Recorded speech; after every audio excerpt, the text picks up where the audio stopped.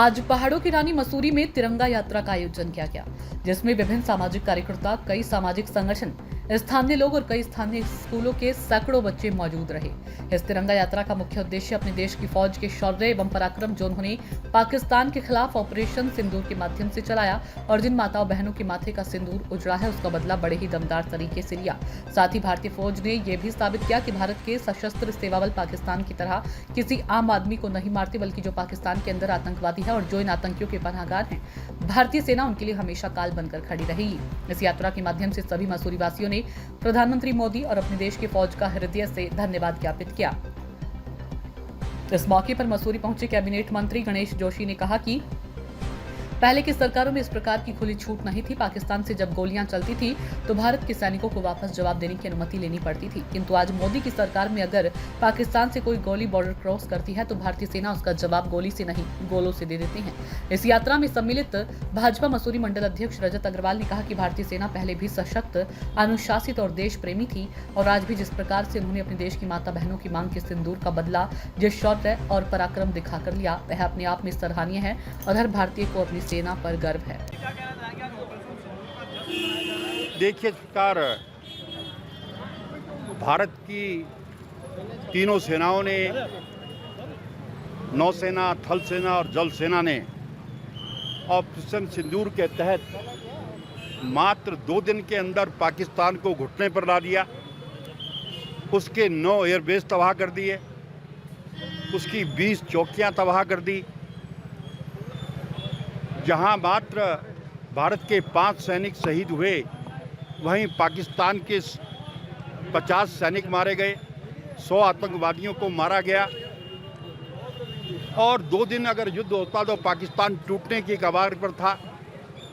इतिहास गवाह है कि जब जब पाकिस्तान ने आमने सामने की लड़ाई लड़ी है, उनको हार देखनी पड़ी है। 1971 में विश्व का सबसे बड़ा सरेंडर 95,000 सैनिकों ने भारत की सेना के सामने आत्मसमर्पण किया था और पाकिस्तान को अपनी हार दिखते हुए वहाँ के डीजीपीओं ने भारत के डीजीपीओं से बात की और भारत की शर्तों पर सीज फायर हुआ।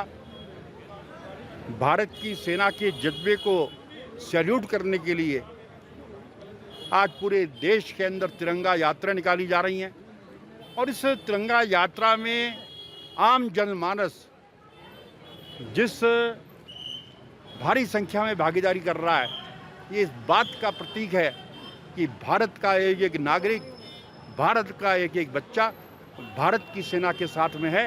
इसके लिए मैं आज मसूरी की महान जनता का भी आह्वान करता हूं कि ये सफल तिरंगा यात्रा में अपना योगदान दिया। आज भारतीय सेना पर उस पर आप देखिए, ये कांग्रेस का चरित्र है।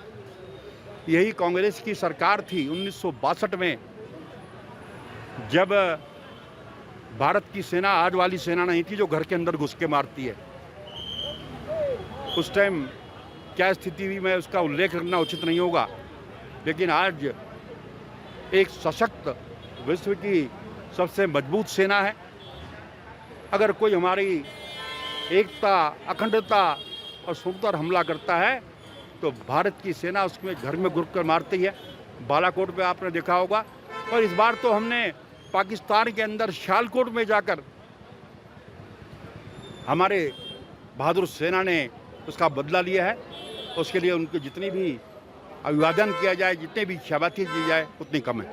मैंने कहा ना कि आज 2025 की सेना है। पहले वहाँ से गोली चलती थी तो हमें गोली चलाने का आदेश नहीं होता था, लेकिन अगर आज वहाँ से एक गोली आती है तो उसका जवाब गोलों से दिया जाता है। ये काम हुआ है तो देश के प्रधानमंत्री नरेंद्र मोदी जी के नेतृत्व में हुआ है। हमारे साथ सारे लोग दोनों हाथ खड़े, बिल्कुल भारत कि मसूरी में समस्त मसूरी के नगरवासी, समस्त मसूरी के बच्चे, छात्र छात्राएं द्वारा एक एकता, तिरंगा सम्मान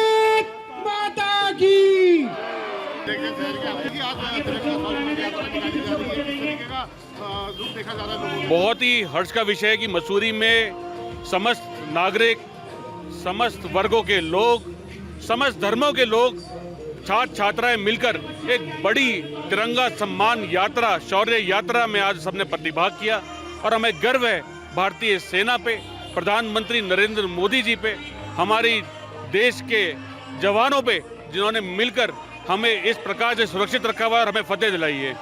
उन्हीं के सम्मान में आज ये तिरंगा एकता यात्रा, शौर्य यात्रा का आयोजन हुआ है। देखिए कौन-कौन से इसके लोग भाग ले रहे हैं। हमारे समस्त संगठन है मसूरी के, समस्त स्कूल आए हैं साथ में, समस्त राजनीतिक दलों ने मिलकर आज दिखाया है कि मसूरी में एकता जिंदा है। मसूरी का प्रत्येक व्यक्ति भारत के लिए अपना प्यार रखता है और जब भारत राष्ट्र की बात आती है तो सब एक होकर आगे निकलकर हमारे सेनानी, हमारी सेना को सलाम करने और भारत माता की जय जयकार करने पहुंच जाते हैं।